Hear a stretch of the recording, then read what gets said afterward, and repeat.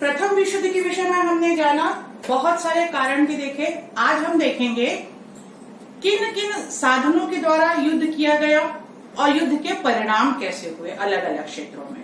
ठीक है, सबसे पहले देखेंगे हम उसने उपयोग किया मशीन गन। हमने छोटा सा पिस्टल देखा है जिसमें कुछ गोलियां होती हैं, यदि आप मारते हैं तो उसमें फिर से गोलियां भरनी पड़ती हैं। लेकिन पहली बार प्रथम विश्व युद्ध में मशीन गन का उपयोग किया, जिसमें 1 मिनट में बहुत सारी गोलियां चलती थी, जिसके मारक क्षमता बहुत थी। मारक क्षमता का अर्थ क्या होता है? मारने की क्षमता। जहां पिस्टल में 6-7, वहां एक साथ 80, 90, 100 1 मिनट में मारे जा सकते थे। दूसरा इसमें पहला मशीन गन था और दूसरा इस समय उपयोग हुआ वो थी तोपें। यहाँ पर एक चीज है, मशीन गन को कहाँ फिट करते थे? आपने कभी भी सेना का जब युद्ध अभ्यास देखा होगा तो गड्ढा खोदकर, आपने मूवी देखी होगी कई सैनिकों की, उस स्थिति में गड्ढा खोदकर उसमें सैनिकों को बिठाया जाता है, ऊपर से एक हरे रंग का चादर ढक दिया जाता है जिसमें से बंदूक लेकर वो मारते हैं, या जिससे मशीन गन का। तो मशीन गनों को ट्रैच, उसको क्या कहते हैं यहाँ पर? ट्रैच। मशीन गनों का उपयोग ट्रैच में किया जाता था ताकि दुश्मन को सीधा निशाना साधा जा सके। दूसरी चीज आई तोपें। मशीन गन जहां गोलियां चलाती थी, तोपों से गोले चला करते थे और ये ट्रैचों पर जो सैनिक हुआ करते थे, 1 मिनट में 50 से 60 गोले दागने की क्षमता थी। 1 मिनट में 50 से 60 गोले दाग दिए जाते थे। इससे क्या होता था? सैनिक भी मरते थे, उनके साधन भी मरते थे और उनकी जो चौकियां होती थी वो चौकियां पूरी की पूरी क्या हो जाती थी? उड़ जाया करती थी। तो चौकियों का भी स्थिति खराब होता तोप का। उसके बाद एक आता है तीसरा, टैंकर। प्रथम विश्व युद्ध में पहली बार मशीन गनों से लैस बुलेट प्रूफ धातुओं से बना हुआ एक कार बनाया गया, जिसको नाम दिया गया टैंकर। सुनाई दे रहा है? सुनाई दे रहा है सबको? चलिए, टैंकर का नाम दिया गया। ये टैंकर को चलाने के लिए चक्के नहीं हुआ करते थे। इन टैंकरों को चलाने के लिए क्या किया? चैन का उपयोग किया। टैंकरों को चलाने के लिए चैन का उपयोग किया गया। इसलिए चैन का उपयोग किया गया ताकि उबड़ खाबड़ जगह पर, कीचड़ वाली जगह पर, हर जगह पर इसे ले जाया जा सके। इसके अंदर ऑटोमेटिक मशीन गनें फिट। आपने टैंकर देखे होंगे 15 अगस्त 26 जनवरी को जब हमारी स्वतंत्रता की परेड होती है, उस समय आपने टैंकर देखे हैं। पहली बार टैंकर का उपयोग प्रथम विश्व युद्ध के समय किया गया था। उसके बाद चौथा और उपयोग हुआ वो था पनडुब्बी।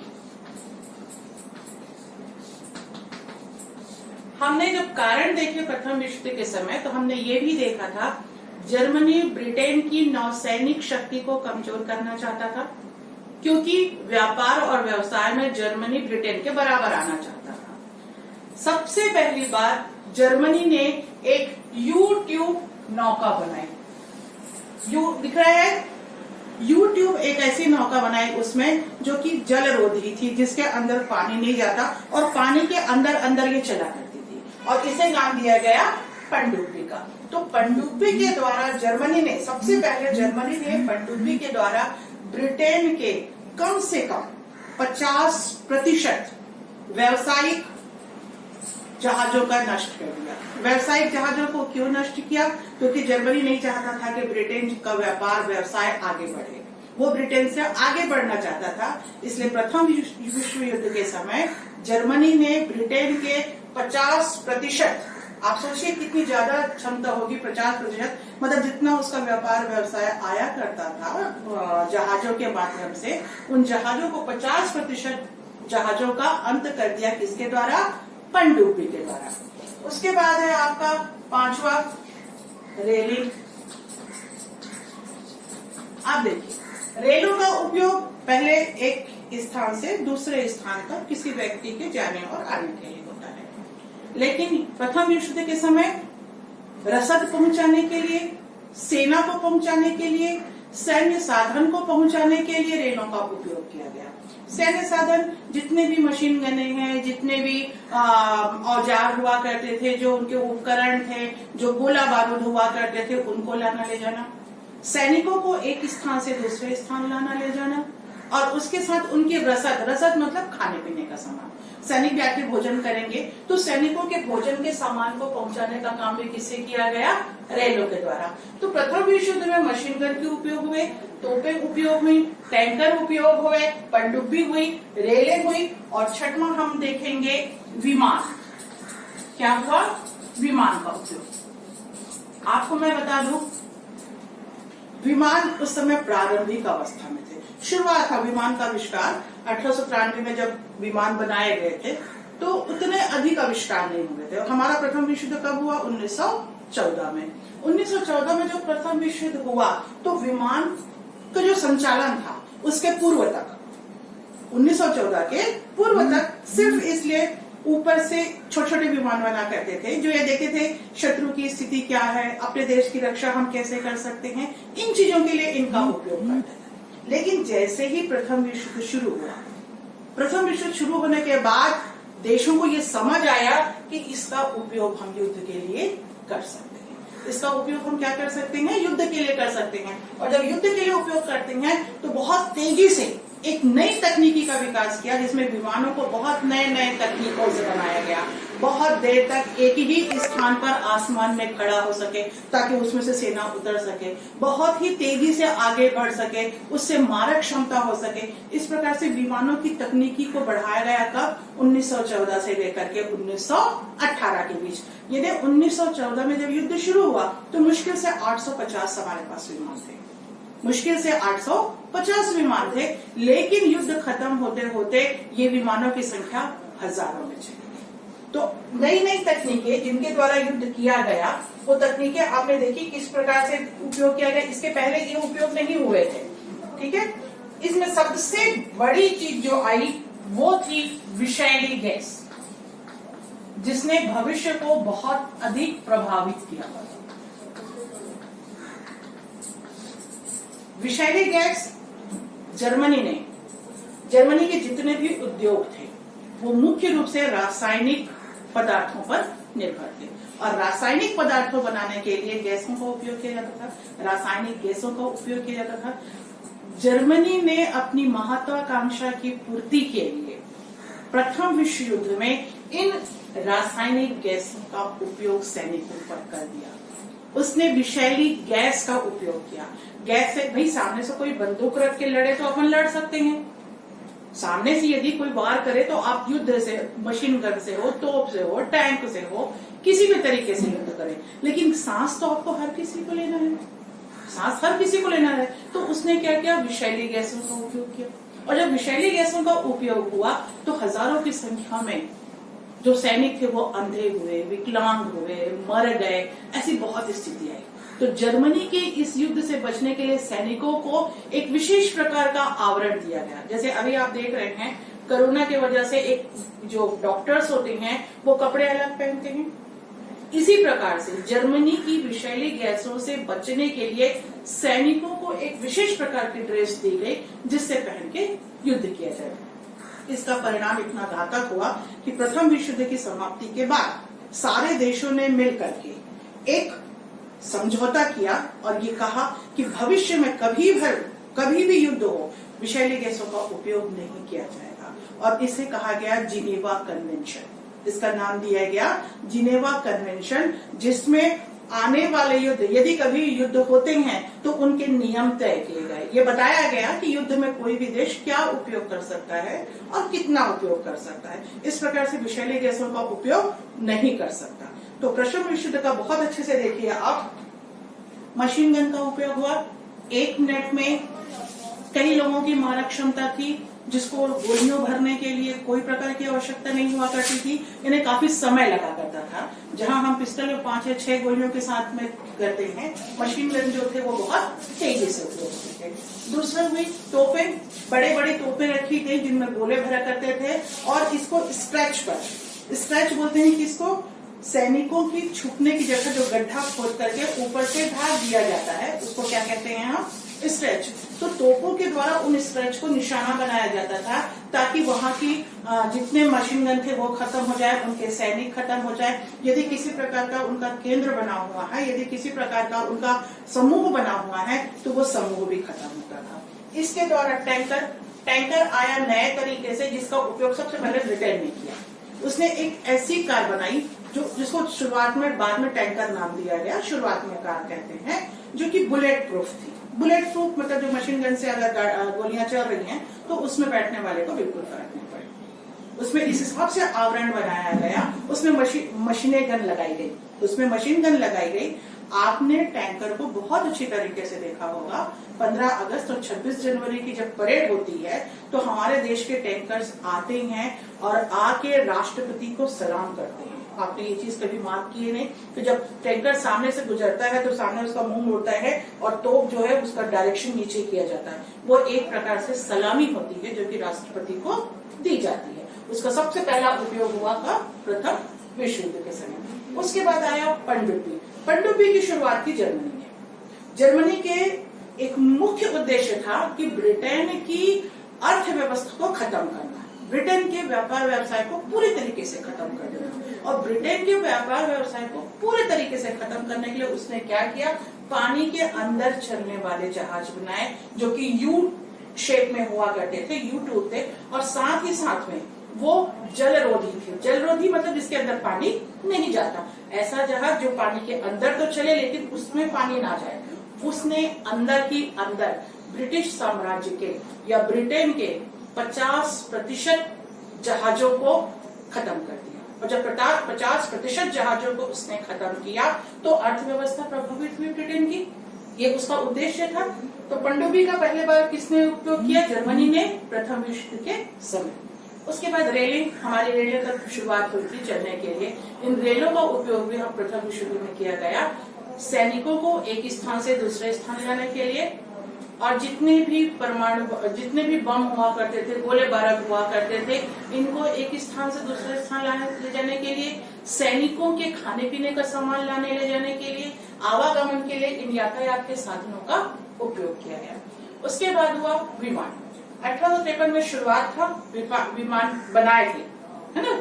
जो बंधु थे उन्होंने मिलकर के, दो भाइयों ने मिलकर के हवाई जहाज शुरुआत की थी। तब हवाई जहाज का कोई खास रोल नहीं था। उनके दिमाग में ये था कि सैनिकों, यदि कोई मेरा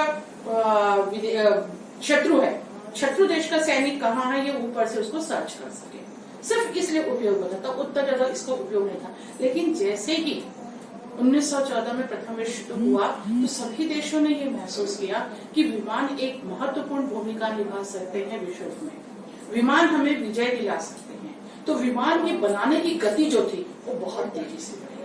यानी जब 14 में शुरू हुआ तो 850 विमान जहां पूरे विश्व में थे, खत्म होते होते 1000 तक हो गए।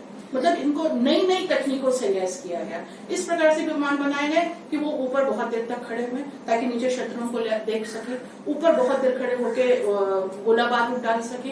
तो ये विमानों का उपयोग हुआ।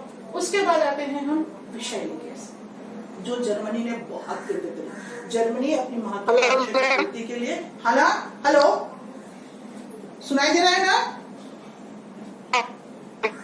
ओके।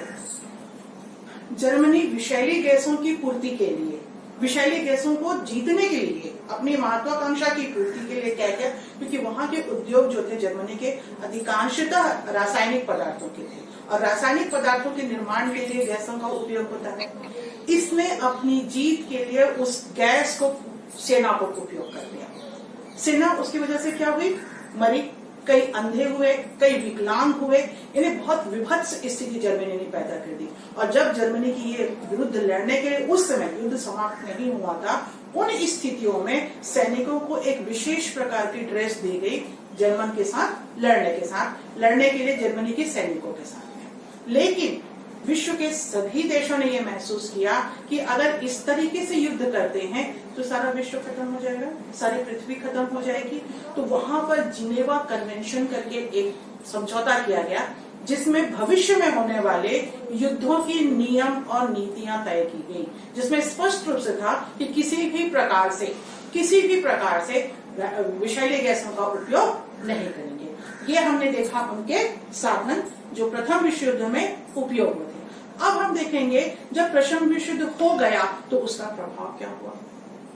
भाई कोई भी चीज अगर कोई दुर्घटना होती है तो उसका प्रभाव कहीं ना कहीं तो जाता है।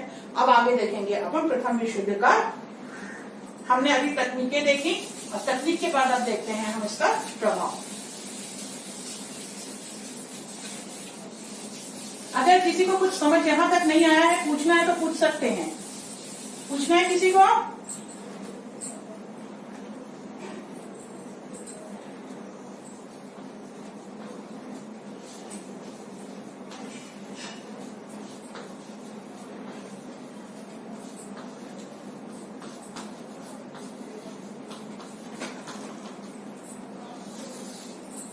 आवाज नहीं आ रहा है मैम। अब शुरू कर रही हूँ मैंने लिखा था खाली, है ना। प्रथम विश्व युद्ध का प्रभाव। प्रथम विश्व युद्ध जिस समय शुरू हुआ था उस समय मुख्य रूप से क्या था, हर देश ने ये कोशिश की कि उनके देश की जनता जो है वो बहुत उग्र हो जाए, वो युद्ध में बहुत खुशी खुशी भाग ले, वो जितने जोश के साथ काम कर सकती है उतने जोश के साथ काम करे। और इन परिस्थितियों के लिए उन्होंने क्या किया, पोस्टर छापना, जगह जगह सम्मेलन करना, जगह जगह में उनको आयोजन करके उकसाना, सेना में भर्ती करना, ऐसे बहुत से काम किए। यहाँ तक कि पाठ्य पुस्तकों में भी युद्ध को समर्पित चीजें डाली गई ताकि बच्चे पढ़ करके इसके लिए तैयार हो सके। अब उसका परिणाम क्या हुआ, हर देश में लोग क्या हुए, आपस में लड़ने के लिए हुए। हर देश में लोग क्या हुए, आपस में लड़ने की स्थिति में आए। और जब आपस में लड़ने की स्थिति में आए तो अधिक से अधिक संख्या से क्या हुए, सेना में भर्ती हुए। अधिक से हर घर से एक आदमी सेना में चला गया, हर घर से एक आदमी सेना में चला गया, ये सोचकर कि मैं अपने देश के लिए लड़ रहा हूं। तब दिमाग में ये चीज थी कि हमें अधिक से अधिक युद्ध में भाग लेना है, ये युद्ध ही हमारा ध्येय है, हमारा राष्ट्र आगे होना चाहिए, हमारा साम्राज्यवाद होना चाहिए। आपने देखा है जब हम युद्ध के कारणों को स्पष्ट कर रहे थे तो मैंने आपको एक बात बोली थी कि राष्ट्रीयता, अति राष्ट्रवाद और साम्राज्यवाद दो कारण बने थे। और अति राष्ट्रवाद में मेरा राष्ट्र आगे हो, तो एक और भावना थी, एक ही भाषा बोलने वाले, एक ही धर्म बोलने वाले भी चाहते थे कि हमारा एक अलग राष्ट्र हो।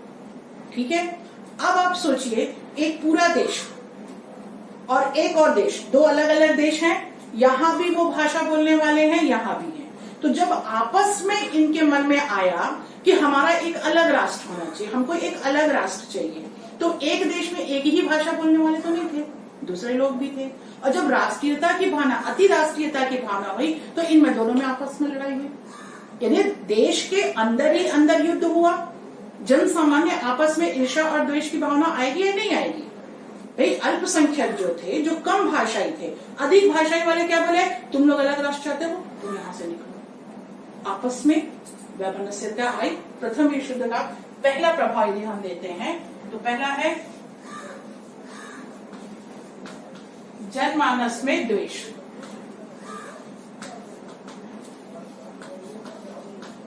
ठीक है, जनमानस में द्वेष की भावना, आपस में युद्ध की भावना। ठीक है, दूसरा प्रभाव इसका देखने के लिए मिलता है आयात में कमी। आयात में कमी। अब आप बताइए, जो हम खाते हैं वो क्या सब हम उगाते हैं? कहीं ना कहीं से कुछ और भी आता है, कहीं ना कहीं से कुछ और चीजें मिलाई जाती हैं। उस समय भी जब देशों में अपनी आवश्यकता की पूर्ति के लिए जो बाहर से चीजें आती थी, वो क्यों भेजेंगे भाई? अगर मेरा कोई दुश्मन है और उसे जरूरत है तो मैं क्यों दूं? ये भावना घर कर गई तो आयात में क्या हो गई, कमी हो गई। अब आयात में कमी होगी तो जन सामान्य को चीजें मिलेंगी क्या? नहीं मिली। सामान्य लोगों को आवश्यकता पड़ी क्या? बिल्कुल नहीं मिली, क्योंकि उनको उनकी जरूरतें पूरी नहीं हो पाई, बाहर से सामान आया ही नहीं, कीमतें बढ़ गई, तो कहां से होता? तो जन सामान्य आयात की कमी हुई। तीसरा आया